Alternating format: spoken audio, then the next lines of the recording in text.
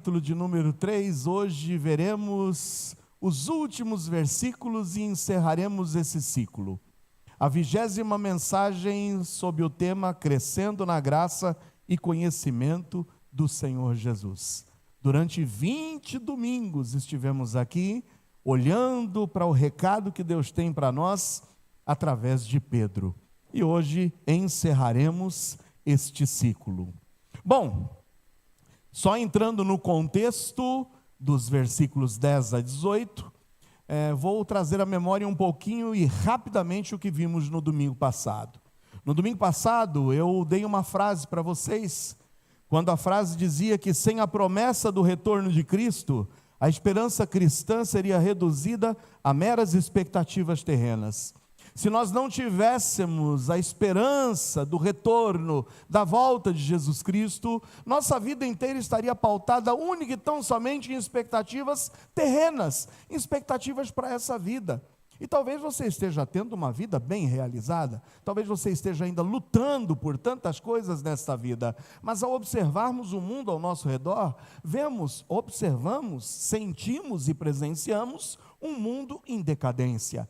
E no domingo passado disse para vocês que se nós ficarmos pautando a nossa esperança nesse mundo, seguramente, irmãos, nos frustraremos. Mas que bênção que nós temos uma bendita esperança, a bendita esperança da volta de Jesus Cristo. Quantos aguardam a volta, o retorno de Jesus? Amém? Essa é a nossa bendita esperança. Por isso que na semana passada eu lhes disse que em tempos de desesperança, devemos recordar a verdade que apresenta a realidade da volta de Cristo. A aparente demora, eu disse, porque já aqui nós vemos muitos questionando, onde está a volta de Jesus Cristo? Desde quando nossos antepassados ainda eram vivos, eu ouvia esse papo de que Cristo vai voltar, e até agora não voltou. E nós estamos vendo aqui um relato do primeiro século, hoje nós estamos no século 21, e muitos estão questionando, onde está a volta, o retorno de Jesus Cristo? E eu lhes disse que a aparente demora do retorno do Senhor Jesus Cristo, na realidade, expressa para nós o tremendo amor, misericórdia, longanimidade de Deus, que não quer que alguns se percam, mas que todos chegassem ao arrependimento. Então, enquanto Ele não vem, é uma oportunidade de salvação. Por isso encerrei a mensagem domingo passado, lhes passando 3 desafios. Diante desse tempo que ainda temos presente, onde Cristo ainda não retornou, o que devemos fazer? Devemos vigiar e perseverar.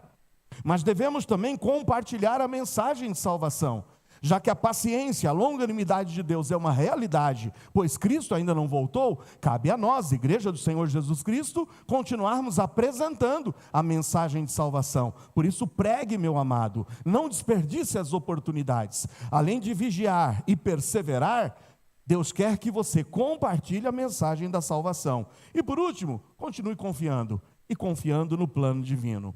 Porque mesmo que pareça tardar, Deus está no controle. Ele não esqueceu-se de sua promessa. Muito bem, hoje o que podemos aprender nesses últimos versículos? Hoje nós seremos apresentados a um tema. E o tema dos versículos 10 a 18, da 2 de Pedro capítulo 3, é o tema sobre o dia do Senhor. Eu não sei quantos de vocês já ouviram falar do dia do Senhor. O conceito do dia do Senhor está enraizado na palavra de Deus, desde o Antigo Testamento, passando também chegando no Novo Testamento. Existem pelo menos três aplicações possíveis desse termo, o dia do Senhor. No Antigo Testamento, nós vamos perceber que sempre que os profetas usavam o termo, o dia do Senhor, se referia ao juízo de Deus. No Antigo Testamento nós vimos que o dia do Senhor significava, frequentemente, a um tempo em que Deus iria intervir poderosamente na história, trazendo juízo às nações, trazendo juízo a um povo específico, ou trazendo juízo até mesmo para a nação de Israel. Então, olhando para o Antigo Testamento, o termo dia do Senhor indicava a chegada do juízo de Deus. Só a título de exemplo, lá em Isaías, capítulo 2, versículos 11 e 12, em Isaías 2, 11 e 12, nós temos um relato do profeta Isaías falando sobre o dia do Senhor. Veja o que diz: os olhos altivos dos homens serão abatidos, e a sua altivez será humilhada, e só o Senhor será exaltado naquele dia. Por quê? Porque o dia do Senhor dos exércitos será contra todo o soberbo e altivo, e contra todo o que se exalta, para que seja abatido. Note, o termo dia do Senhor trará juízo sobre os soberbos, para que aqueles que se exaltam sejam abatidos. Então nós vamos observar o termo dia do Senhor no Antigo Testamento, não somente em relatos de Isaías. Veremos Jeremias falando sobre o dia do Senhor, Sofonias, Obadias. Faça uma pesquisa, jogue lá, o dia do Senhor, e verá quantos prenúncios de juízo divino no Antigo Testamento, através desse tema, o dia do Senhor. Um dia de intervenção divina para punir o pecado e restaurar a justiça.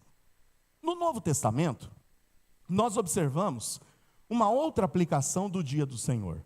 Normalmente, se aplica ao domingo, que é em face de estarmos comemorando a ressurreição de Jesus. Não sei quantos de vocês cresceram e ouviram dos seus pais o seguinte: opa, vamos lá, levanta, vamos para a igreja, porque hoje é domingo. Domingo é o dia do...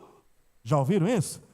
Eu cresci com meu pai me tirando da cama todo domingo cedo, falando: hoje é o dia do Senhor, vamos louvar ao Senhor, vamos adorar ao Senhor. Isso era pautado no fato de que no domingo passou a ser um dia de reunião dos apóstolos, um dia de reunião dos cristãos, justamente porque no primeiro dia da semana Jesus Cristo ressuscitou. Um exemplo disso está em Atos 27. Atos capítulo 20, versículo 7. Veja como já passou a ser costume entre os cristãos se reunirem no primeiro dia da semana. Atos 20, 7 diz: e no primeiro dia da semana, ajuntando-se os discípulos para partir o pão, Paulo, que havia de partir no dia seguinte, falava com eles e prolongou a prática até a meia-noite.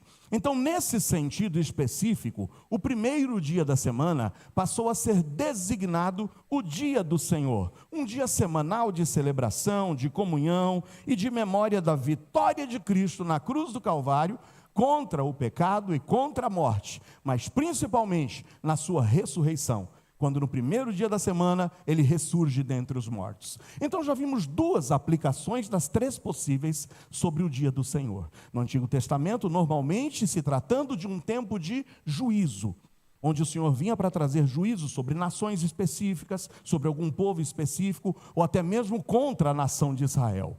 Já vemos no Novo Testamento a conotação de dia do Senhor relacionando-se com o primeiro dia da semana, o domingo, dia de celebração, dia de comunhão. Hoje estamos aqui reunidos no domingo, que é o dia do Senhor.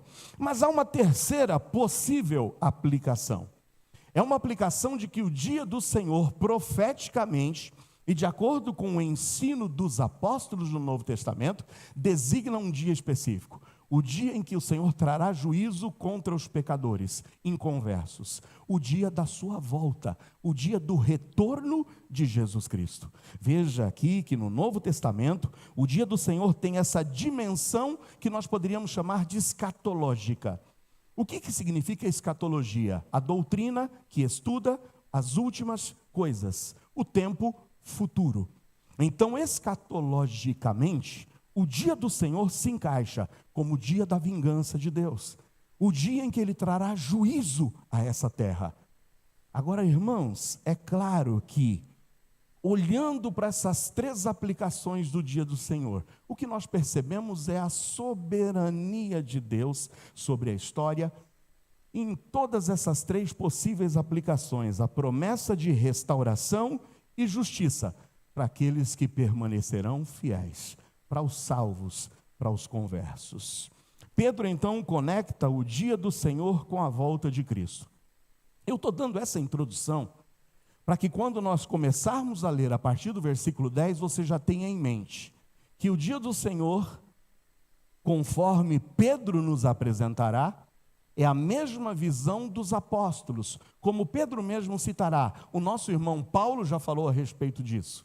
João já falou a respeito disso, Tiago já falou a respeito disso, Judas já falou a respeito disso, e Pedro vai englobar então o dia do Senhor como sendo a volta de Jesus Cristo. Semana passada já pregamos sobre a volta de Cristo, e hoje veremos sob essa ótica, o que a volta de Jesus Cristo trará, senão juízo. Mas entenda que, como bons batistas que somos, a nossa visão escatológica está pautada numa visão dispensacionalista, onde nós olhamos para a história da humanidade em divisões chamadas de dispensações. E esse dia do Senhor, na realidade, englobará alguns eventos concernentes ao fim dessa era. Então, quando olhamos para o dia do Senhor, vamos compreender alguns eventos estabelecidos. Primeiro, o arrebatamento dos salvos. O arrebatamento dos salvos é necessário para o cumprimento da promessa de Jesus em João 14. Em João 14 ele diz: não se preocupem, eu vou, mas eu volto. E eu volto para que onde eu estiver, estejais vós também. Há uma promessa. Há uma promessa dos céus, há uma promessa de que Jesus virá da casa de Deus, de que Jesus virá dos céus, onde Ele hoje está, para que nos busque, para que nós estejamos com Ele lá. Então, irmão, só há uma possibilidade de que essa promessa seja cumprida, de que o Senhor de fato venha para nos buscar. Então nós aguardamos a bendita esperança. O dia do Senhor inicia-se com esse evento glorioso, o arrebatamento dos salvos. Quantos estão preparados para esse dia glorioso? Amém ou não? Está preparado? Vai subir feliz e alegre ou não? A gente precisa participar dessa promessa. Eu vou, mas eu volto para levar vocês, para que vocês estejam comigo. E estaremos com Ele por um período de 7 anos.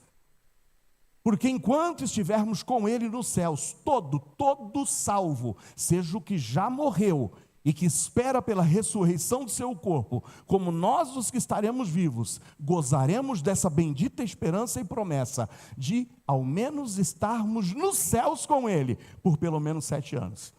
Os nossos entes queridos que já foram, já estão lá com Ele, mas nós almejamos também ir para lá. Quantos querem ir para lá? O céu é uma bendita esperança. Então veja, enquanto estivermos nos céus com Ele, 7 anos de intensa tribulação nessa terra. É o período designado como a grande tribulação. Vemos que após os 7 anos há o retorno em glória, o retorno glorioso de Jesus Cristo. Quando a Bíblia diz que Ele vem, e Ele vem já com os seus. Vem com todos os salvos, todos aqueles que já estão nos céus virão com Ele. É a volta gloriosa, quando Ele pisa no Monte das Oliveiras, o monte se fende em 2, e quando Ele vem para estabelecer o seu reino milenar, os 1000 anos de reino de Jesus Cristo aqui nessa terra, quando enfim, todos aqueles que aqui estiverem e que não creram no Evangelho sendo pregado durante a nossa era, e nem crendo no Evangelho durante a era da tribulação, mas mesmo aqueles que durante a tribulação creram no Evangelho, creram na palavra sendo pregada, adentrarão a um reino milenar, 1000 anos de justiça. Aí estará Jesus Cristo não mais como o cordeiro, aquele cordeiro obediente que foi até a cruz, mas agora Ele vem como o leão, e o leão da tribo de Judá. Vem para reinar com juízo, com vara de ferro, com justiça. E após o período de 1000 anos, nós sabemos então que virá, enfim, o juízo final com a condenação daqueles que rejeitaram a Jesus, e enfim, com a vida eterna em novos céus e em nova terra. Essa terra já não mais existirá do jeito que a gente conhece, mas Pedro vai nos dizer que essa terra será renovada, e renovada pelo fogo. Então, irmãos, esses eventos compõem o dia do Senhor, e é isso que nós veremos a partir de agora. Preparado? Apertem os cintos e vamos embarcar nessa viagem. É uma viagem que vai nos falar um pouco do futuro, mas que vai nos trazer de volta para o presente. Porque quem quiser gozar do futuro glorioso, precisa acertar-se com o Senhor aqui nessa vida presente. Com a sua Bíblia aberta na 2 de Pedro, capítulo 3, a partir do versículo 10, nós veremos três avaliações, 3 pontos de reflexão sobre o dia do Senhor. Primeiro eu quero vos falar sobre a realidade do dia do Senhor. Esse é o primeiro ponto de reflexão. No primeiro ponto de reflexão, veremos sobre a realidade do dia do Senhor. O que veremos nesse primeiro ponto? A realidade do dia do Senhor. Veja o que diz o versículo 10. Mas o dia do Senhor virá. O dia do Senhor virá. Ponto pacífico. A realidade do dia do Senhor envolve, em primeiro lugar, a veracidade desse dia. É verdadeiro. Não é fábula, não é conto, não é fantasia, não é historinha para boi dormir. Mas a Bíblia diz: o dia do Senhor virá. Portanto, a realidade do dia do Senhor envolve a sua veracidade. É vero, é verdade, o dia do Senhor virá. Não restam dúvidas. Não podemos duvidar de que o dia virá. Esse dia chegará. E é o dia da volta de Cristo. Quantos aguardam? Quantos esperam por esse dia? Eu me recordo de um cântico. Cantávamos lá na minha época de juventude. Tínhamos um conjunto que se chamava Manancial de Vida e também um conjunto chamado Aliança. E nós cantávamos esse cântico. Não vai tardar, Cristo há de voltar. Não vai tardar e veremos Jesus. Quantos já ouviram? Quantos conhecem? Não vai tardar. Eu estou vendo que muitos de vocês são novinhos. Eu falei que era da minha juventude e o povo fica com a mão abaixada para não querer confessar que são velhinhos. Irmãos, eu estou entrando num estado de êxtase. Irmãos, virarei um sexagenário em breve. Virarei um idoso em breve. Entrarei na terceira idade. Amém? Quem falou amém? Amém. Isso, está chegando a hora. O sessentinha está chegando. Já vou dar entrada no meu cartão de estacionamento. Quero colocar meu carro na vaga de idoso e descer de lá todo pomposo, atlético como eu, e as pessoas falarem: você é tão novinho, tão inteirinho, e colocando na vaga de idoso. E eu quero dar uma carteirada. Está aqui, ó. Sou idoso, 60 anos.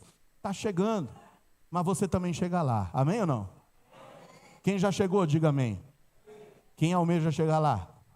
Amém, louvado seja Deus. Mas voltando para a mensagem, a realidade do dia do Senhor apresenta para nós a veracidade desse dia. É verdade, não tem como fugir. Ele volta, ele voltará. Mas veja, Pedro nos indica que a realidade do dia do Senhor envolve a veracidade, ele virá, mas envolve uma certa imprevisibilidade. Veja o que diz na continuação da frase: mas o dia do Senhor virá. Amém? Verdade. Mas virá como o ladrão da noite. Imprevisibilidade. O ladrão avisa quando ele vem, na hora da noite? Não. Ele não avisa. Ele vem. E normalmente eles procuram à noite, quando está escuro, quando existe menos vigilância, quando você está mais suscetível, porque você está dormindo, está desprevenido. Então há uma certa imprevisibilidade. Vemos aqui uma natureza inesperada desse evento. Ele virá e virá como ladrão. Mas mesmo que exista a verdade do dia do Senhor, envolvido em uma certa imprevisibilidade, irmãos, essa imprevisibilidade me enche da necessidade de que eu exerça uma certa perceptibilidade, ou seja, uma sensibilidade. Eu sei que ele vem, é inesperado. Eu sei que o ladrão vem. Mas o que você faz diante dessa inesperabilidade, diante desse fato inesperado? Você não sabe quando ele vem, o que você faz? Você vai se precaver. Então o fato desse evento ser inesperado faz com que você se encha de uma certa perceptibilidade, de uma sensibilidade de falar, eu não vou deixar a porta aberta, eu vou me resguardar. Aqui eu acho que eu devo colocar uma grade, eu vou colocar um alarme, vou colocar uma câmera. Ou você sabe que o ladrão vem, é imprevisível a hora que ele vem e você deixa tudo aberto. Aí você pega teu carro, você não deixa com a chave no contato. Mas você vai se precaver. Você coloca o alarme, você sobe os vidros. Ontem eu estava vendo, né? Chegou uns parentes de irmã Edna, os seus 2 filhos para visitá-la ontem, lá na casa do meu pai. E aí eu estava vendo lá com o Edson, ele estava apertando o controle do carro e o vidro não estava subindo. E eu disse que esse é o maior exemplo da nossa falta de fé. Porque fé é a certeza e a convicção de que certo evento, ainda que eu não veja, ocorrerá. Mas quem é você aqui que tem um carro e que tem o seu controle, que quando você aperta, você sabe, está programado para subir os vidros e travar as portas. Quem é que nunca dá aquela apertadinha no controle e dá aquela olhadinha? Não é? Ou você vira as costas e vai embora. Não. Você faz o pipi, mas fica olhando. Será que subiu mesmo? Subiu. Ufa. Aí agora você vai embora. Essa desconfiança é eu me precaver. Eu não entrego tudo nas mãos do controle, eu vou fazer a minha parte. Então veja, a realidade do dia do Senhor faz com que nós estejamos conscientes da verdade desse fato, da imprevisibilidade desse fato, mas da necessidade de haver precaução. Se ele diz que está vindo e é verdade e virá de uma forma inesperada, que devo fazer eu se não estar preparado? Essa mesma comparação de usar o ladrão como um fato dessa imprevisibilidade, mas da necessidade de termos essa sensibilidade de nos precaver, está descrita por Paulo. Paulo diz a mesma coisa quando escreve aos Tessalonicenses. Dá uma olhada, 1 de Paulo aos Tessalonicenses 5, 2 a 5. 1 de Paulo aos Tessalonicenses 5, 2 a 5 diz assim: porque vós mesmos sabeis muito bem que o dia do Senhor, olha aí o conceito de dia do Senhor novamente. Eu disse que no Novo Testamento todos os apóstolos têm no conceito do dia do Senhor a volta de Cristo. Então Paulo está dizendo a mesma coisa que Pedro. O dia do Senhor virá como ladrão de noite. Agora veja a necessidade dessa perceptibilidade diante desse fato inesperado. É o que Paulo vai falar. Pois que quando disserem a paz e segurança, então lhe sobrevirá repentina destruição. Não se acomoda quando todo mundo está dizendo de paz e de segurança. Não, fica com as antenas ligadas. Por quê? Porque como as dores de parto, aquela que está grávida, e de modo nenhum escaparão. Mas vós, irmãos, tem irmão aqui? Mas vós, irmãos, tem irmão aqui? Ele está falando a vocês, a mim, vós irmãos, já não estáis em trevas. Louvado e bendito seja o Senhor. Nós não estamos em trevas. Para quê? Para que aquele dia vos surpreenda como um ladrão. Nós não podemos ser surpreendidos por esse dia. É verdade, o dia do Senhor chegará. Essa é um pouco imprevisível, não sabemos, não tem como marcar data. Mas eu preciso me revestir de perceptibilidade e de sensibilidade de estar preparado, pronto para esse dia, que chegará, que virá. E aí ele diz aqui, porque todos vós sois filhos da luz e filhos do dia. Nós não somos da noite e nem das trevas. Quanto pode dizer amém? Esse dia não vai nos pegar de surpresa. Porque todo bom cristão, e tem bom cristão aqui ou não? Todo bom cristão precisa estar aguardando a volta em glória de Jesus Cristo. Temos que estar prontos. Isso pode ocorrer hoje, talvez já, talvez mais tarde, talvez hoje ou amanhã. Mas há a realidade da volta de Cristo. Não há como fugir. É vero, Ele virá. Portanto, fechamos o primeiro ponto. A primeira reflexão, que está pautada na realidade da volta de Cristo. Na realidade do dia do Senhor. E a realidade do dia do Senhor envolve a veracidade, envolve a imprevisibilidade, mas envolve a necessidade da perceptibilidade, da sensibilidade, do fato de me precaver e estar preparado, porque os verdadeiros cristãos, que são do dia, que são da luz, não serão surpreendidos. E eu posso ouvir um amém ou não? Está preparado? Espero que esteja. Segunda reflexão. Vimos a realidade do dia do Senhor. Veremos agora a necessidade do dia do Senhor. Dos versículos 10 a 12, Pedro nos apresentará a necessidade do dia do Senhor. Faça a leitura comigo dos versículos 10 a 12. Mas o dia do Senhor virá como ladrão de noite, no qual os céus passarão com um grande estrondo, e os elementos ardendo se desfarão, e a terra e as obras que nela há se queimarão. Havendo, pois, de perecer todas essas coisas, que pessoas vos convém ser em santo trato e piedade? Aguardando e apressando-vos para a vinda do dia de Deus, em que os céus em fogo se desfarão e os elementos ardendo se fundirão? Há uma necessidade do dia do Senhor. É necessário que esse dia ocorra. É necessário que esse dia se estabeleça. Por quê? Em primeiro lugar, para trazer juízo a essa terra. E o juízo que eu digo é a essa terra literalmente falando, fisicamente falando. Essa terra, criada perfeita por Deus, foi maculada pelo pecado. Nós já presenciamos no livro de Gênesis que, com a entrada do pecado no mundo, a própria terra foi contaminada, se tornou corrupta por conta do pecado. E hoje essa terra precisa de uma restauração. E o Senhor diz que Ele trará juízo sobre essa terra. E entenda a terra, o planeta. Entenda a terra, fisicamente falando, a natureza e tudo que neles habita. É necessário o dia do Senhor para trazer juízo a essa terra.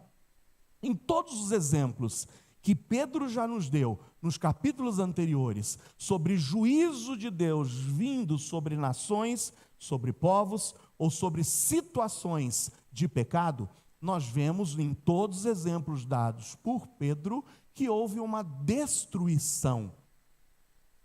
Veja o exemplo do mundo antigo, quando se aprofundou na maldade.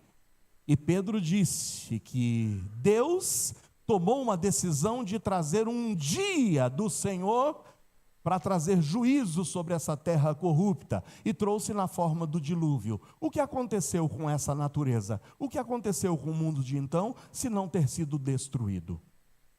E foi destruído, como as palavras de Pedro dizem, pelas águas do dilúvio.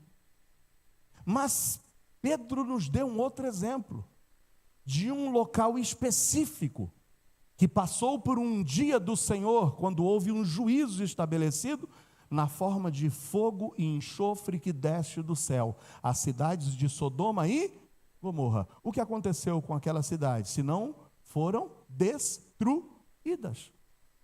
E Deus está aqui dizendo através de Pedro, que no dia do Senhor futuro que está por vir, se torna necessário esse dia, para trazer juízo a essa terra física. E o texto está aqui falando exatamente isso. Os céus passarão com um grande estrondo, os elementos ardendo se desfarão, a terra e as obras que nela há se queimarão. Juízo físico sobre essa terra. O dia do Senhor se faz necessário, primeiramente, para trazer juízo a esta terra, literalmente falando. Mas o dia do Senhor se faz necessário também para trazer juízo a quem? Aos ímpios, pecadores, inconversos. Então o juízo de Deus no dia do Senhor não virá somente sobre a terra física, sobre o planeta, mas virá também sobre as pessoas, sobre aqueles inconversos, ímpios, que não creram na mensagem do Evangelho. Veja que o próprio Pedro, e a gente precisa puxar alguns versículos antes para entrarmos nesse contexto, ainda no capítulo 3, nós vimos a semana passada no versículo de número 7. Veja o que nos diz, 1 de Pedro 3, 7. Mas os céus e a terra, que agora existem pela mesma palavra, se reservam como tesouro e se guardam para o quê? O fogo. Lembra? É o que ele já falou aqui nos versículos 10, 11 e 12. Se guardam para o fogo. Não somente o dia do Senhor se faz necessário para trazer juízo à terra, mas agora Pedro, no final do versículo 7, vai dizer também a quem mais o dia do Senhor trará juízo. Veja, fogo até o dia do juízo e da perdição de quem? Dos homens ímpios. O dia do Senhor já vimos, é uma realidade. Irmãos, não tem como fugir. É verdade. O dia virá. E virá de uma forma inesperada. Ao conceito dessa realidade, da verdade do dia do Senhor, de uma certa inesperabilidade. Eu não sei quando vai ser, mas virá. Agora, se eu não sei quando é que vai ser, então eu preciso me encher de quê? De cuidado, de precaução, de segurança. Por quê? Porque é uma necessidade desse dia vir. O dia do Senhor virá e é necessário para quê? Para trazer uma renovação a essa terra física. Mas em segundo lugar, trazer juízo. E trazer juízo a quem? Aos inconversos, aos ímpios, aos pecadores que não se converteram. Veja se esse versículo de 1 de Pedro 3,7 não está intimamente ligado com o retrato do futuro descrito em Apocalipse. Vai comigo em Apocalipse 21:8. Apocalipse 21:8. Diz o seguinte a palavra do Senhor: mas quanto aos covardes, aos incrédulos, aos abomináveis, aos homicidas, aos fornicadores, aos feiticeiros, aos idólatras e a todos os mentirosos, a sua parte será aonde? No lago que arde com fogo e enxofre, o que é a segunda morte. Aqui está o dia do Senhor, se fazendo necessário para que haja uma depuração, o julgamento, o juízo de Deus para todos esses homens ímpios e inconversos. Mas em terceiro lugar, por que o dia do Senhor se faz necessário? Se faz necessário para trazer juízo a essa terra, se faz necessário para trazer juízo aos ímpios inconversos, mas se faz necessário para inaugurar a eternidade dos salvos em novos céus e em nova terra, onde sabe o que é que vai imperar? A justiça de Deus. É isso que está descrito. Volta comigo lá para 2 de Pedro capítulo 3.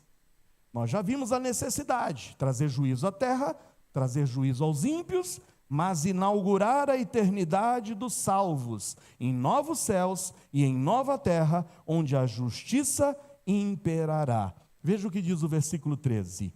Mas nós, segundo a sua promessa, quem está incluído nesses nós? Quem está nesse nós aqui? Diga amém. Nós, segundo a sua promessa, aguardamos e aguardamos o quê?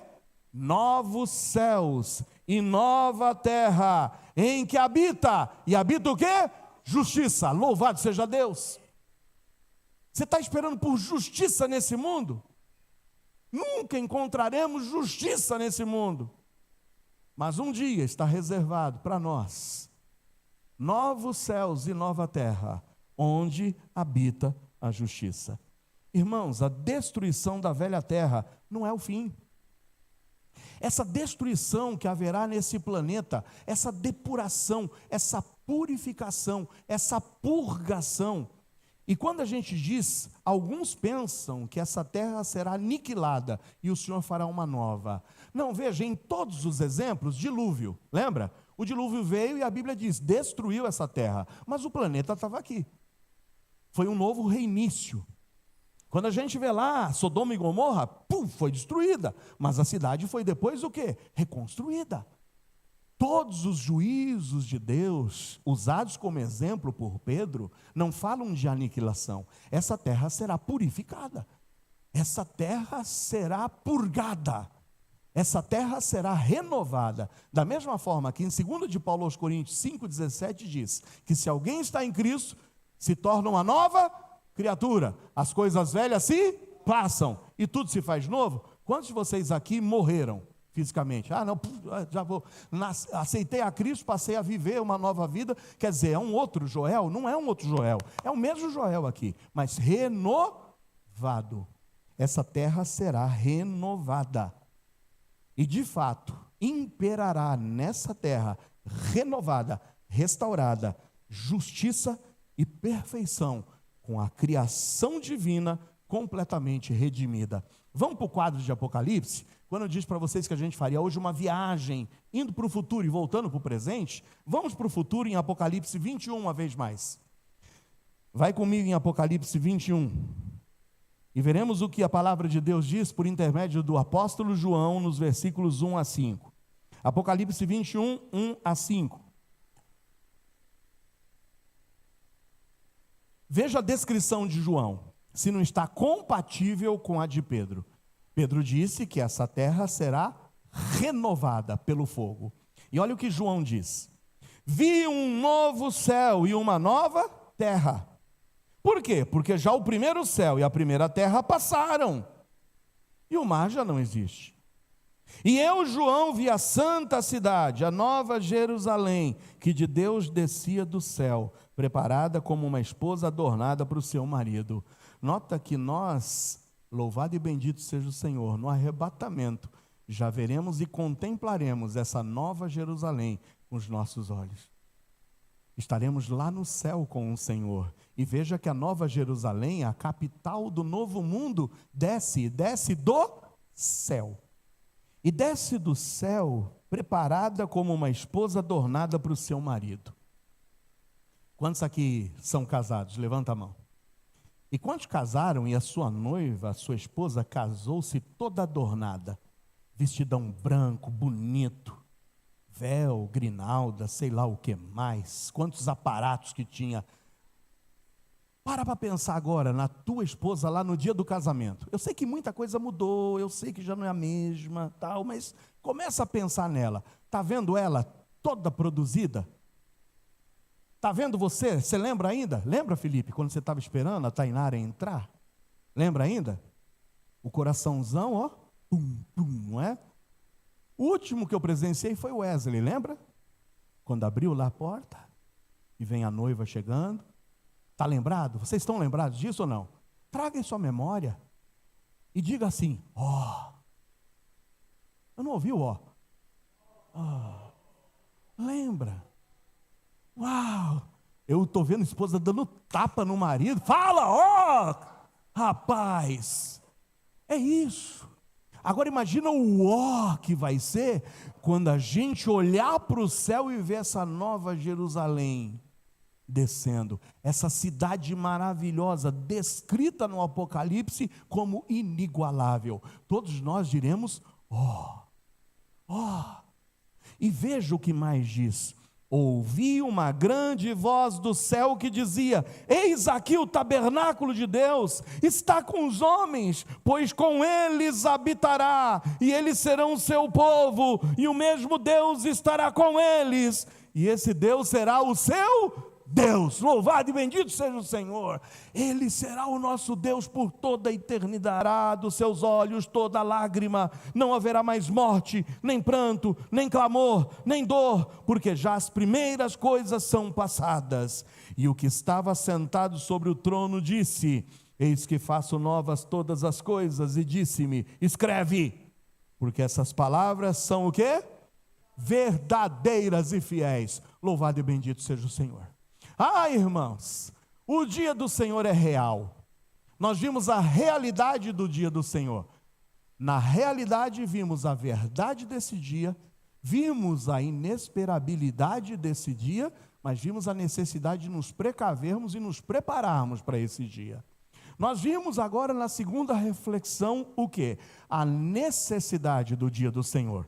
O dia do Senhor se faz necessário, primeiro, para trazer juízo a essa terra física, a purificá-la, a reconstruí-la, mas vimos a necessidade para trazer juízo aos ímpios, aos pecadores, porque esses não farão parte da nova terra.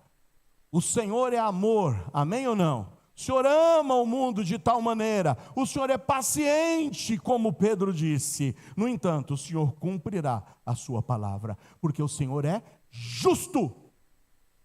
E ninguém que não tenha crido na mensagem do Evangelho adentrará a nova terra. Por quê? Porque se faz necessário exatamente o dia do Senhor para trazer juízo a esses ímpios. E se faz necessário, como vimos, para o quê? Para inaugurar uma eternidade, onde os justos lá estarão, onde os salvos lá estarão, e onde habitará única e tão somente a justiça de Deus. Está preparado? Está preparado? Terceira e última reflexão. Já vimos a realidade e já vimos a necessidade. E agora eu vou falar em último ponto sobre a utilidade do dia do Senhor. A utilidade do dia do Senhor. Versículos 11 e 14. Tem um primeiro grande desafio útil para a tua e para a minha vida. Qual a utilidade desse tema estar aqui? Qual é a utilidade do dia do Senhor? Pedro conecta o entendimento do futuro julgamento com a conduta presente do crente. Já que nós estamos sabendo o que virá, como deve ser a nossa conduta hoje? Já viajamos para o futuro, volta aqui com os pés no chão para o presente. Qual é a utilidade de sabermos disso aqui? Qual é a utilidade do dia do Senhor? Primeiro, nos fazer viver em santidade. Você precisa ser convencido pelo Espírito Santo, aqui diante da realidade desse dia e da necessidade desse dia, a você tomar como utilidade para a tua vida o fato de que Deus espera que você viva e viva em santidade. Veja o que diz o versículo 11 e o versículo 14. Havendo, pois, de perecer todas essas coisas, realidade desse dia, e também, o que? A necessidade desse dia. Que pessoas vos convencerem em santo trato e piedade? Diante de tudo que eu estou lhes pregando e apresentando, que pessoas vos convencer? Como deve ser o seu trato? Como deve ser a sua piedade? Como você deve estar vivendo nessa vida, irmãos, diante dessa realidade e da necessidade desse dia do Senhor? O Senhor espera que você, versículo 14, veja, por isso, amados, aguardando essas coisas. Quantos estão aguardando essas coisas? Diga amém. Talvez você não ouviu o que eu perguntei, você está aguardando essas coisas? Diga amém. O que o Senhor espera daqueles que estão aguardando essas coisas? Que sejais achados imaculados e irrepreensíveis em paz. Coloca a tua vida em ordem em nome de Jesus. Que utilidade terá esse dia do Senhor para ti hoje, se você negligencia o fato de que o Senhor espera que você, nesses últimos dias, esteja vivendo em santo trato, em piedade, achado imaculado e irrepreensível, em paz diante do Senhor. É isso que o Senhor espera de nós. A utilidade desse dia é começar a transformar a nossa vida já desde já. Os crentes são chamados a viver em santidade, piedade e pureza, enquanto aguardam a plena restauração de todas as coisas. Veja o que diz na 1 de João 3, 2 e 3. finalzinho da Bíblia, 1 de João, não é o Evangelho, é a primeira epístola, 1 de João 3, 2 e 3. Amados, agora somos filhos de Deus, e ainda não é manifestado o que havemos de ser, mas sabemos que quando Ele se manifestar, seremos semelhantes a Ele, porque assim como é, o veremos. E qualquer que nele tenha essa esperança. Eu vou perguntar de novo, tem filho amado aqui? Tem alguém que deposita essa bendita esperança nesse dia, amém ou não? E o que diz o versículo 3? Qualquer que nele tenha essa esperança, purifica-se a si mesmo, como também ele é puro. Sabe qual a utilidade desse dia para ti hoje? Viva em santidade. Viva em santidade, purifique-se.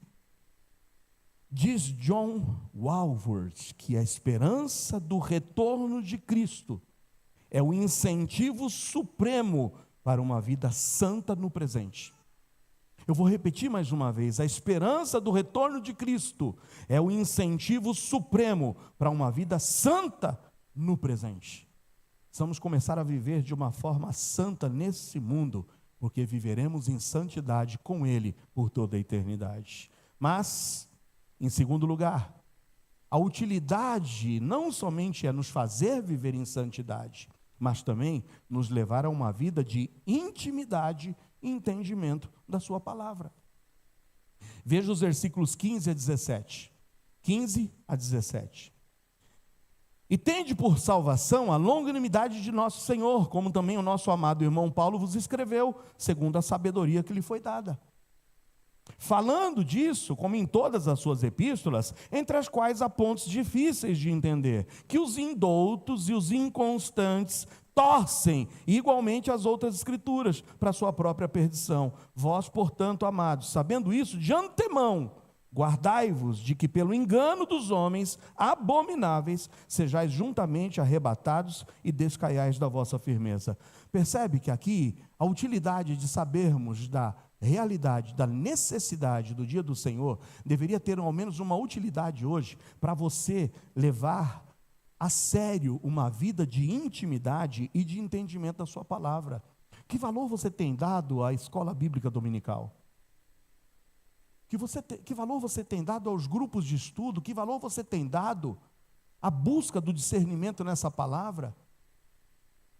Porque Pedro está dizendo que nesses últimos dias, muitos com uma má índole, muitos, às vezes, inconstantes, porque não tem o pé firmado. Vem um dia, não vem outro dia, vem na IBD um dia, não vem outro dia. Por ser inconstante, acaba sendo envolvido e enganado por outros que vão pegar textos, que às vezes são um pouco difíceis de entender, e vão torcê-los ao seu bel prazer. Então, há necessidade de que você hoje perceba a utilidade. O dia do Senhor virá. Realidade. Se faz necessário. No entanto, meu irmão, dedique-se. Dedique-se a uma vida de intimidade e entendimento da sua palavra. Estude essa palavra. Valorize os grupos de estudo dessa palavra na igreja em que você está inserido. Valorize. E por último, qual a utilidade? Senão de nos levar a subir um degrau a mais na vida cristã.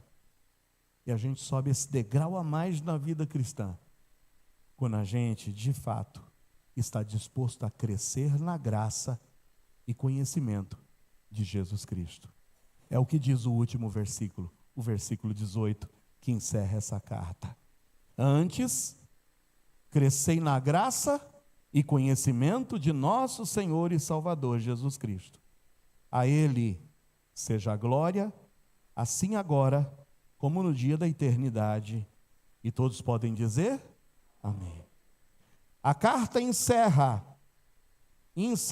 com um chamado à maturidade espiritual. Enquanto esperamos o cumprimento das promessas divinas, seguimos crescendo na graça e no conhecimento de Deus e de Jesus Cristo. Oséias, no capítulo 6, no versículo 3, nos deu um tremendo desafio lá no Antigo Testamento. Oséias 6,3 diz: então conheçamos e prossigamos em conhecer ao Senhor.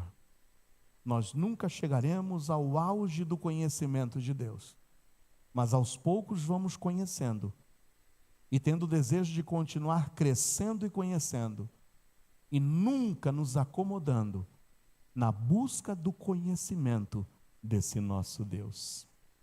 Eu vou concluir, e concluo as 20 mensagens, que estão todas elas lá roladas numa playlist no YouTube da igreja, da primeira à 20ª.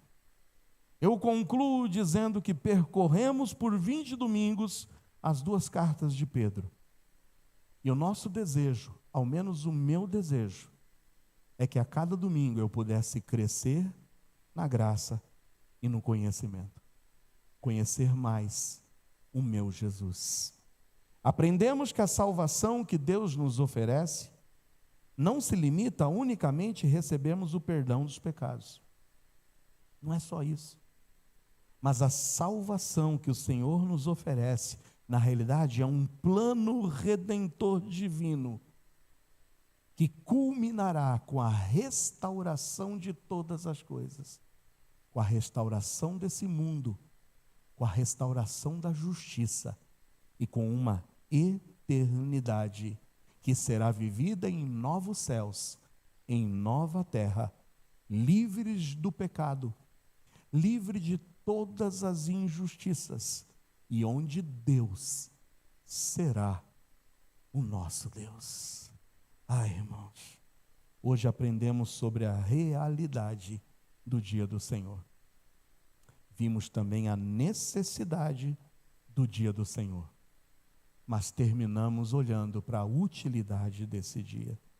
Que essas palavras nos inspirem a vivermos, e a vivermos com um propósito, a vivermos conscientes de que está por vir um mundo renovado, onde a justiça de Deus imperará, onde Deus será o nosso Deus, e onde passaremos uma eternidade gozando de sua santidade e de sua justiça.